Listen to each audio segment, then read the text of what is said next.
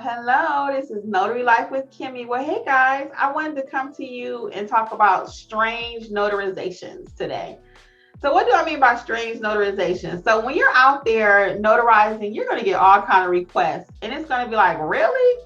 So I was going to go over a few with you of the strangest ones that I have received. Okay, so the first one was, can I notarize for a baby? So I had a mom, they were visiting a facility, but before anyone can come in, it had to be notarized. The form did, and it was for a baby. So I was like, can I notarize for a baby? So I had to find out about that. So the process ended up being, of course, the baby can't sign, but mom had to sign stating that she was the child's parent. So she's signing as a parent for the minor.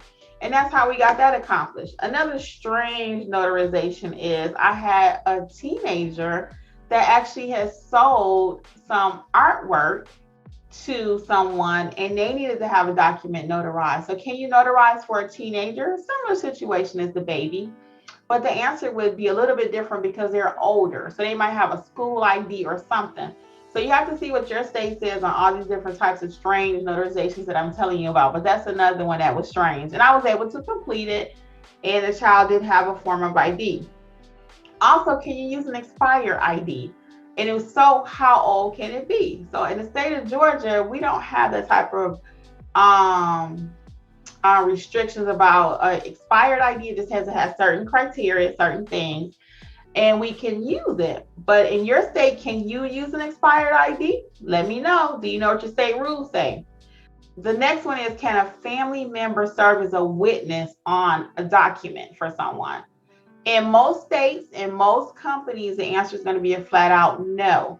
So you want to make sure, can they serve as a witness? Because you get that all day long. Well, I'll just use my cousin, or I'll just use my mother, or I'll just use. No, the witness can normally not be a family member. So you have to be pretty clear and know your state rules on that.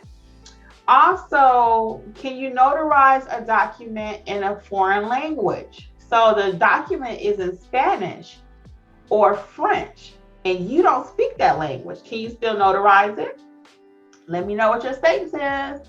So in the state of Georgia, yes, you can. I just need to be able to communicate with my signer the best that I can. And they may not even always speak the language 100%. So, if you have to get a translator, there's a process for that.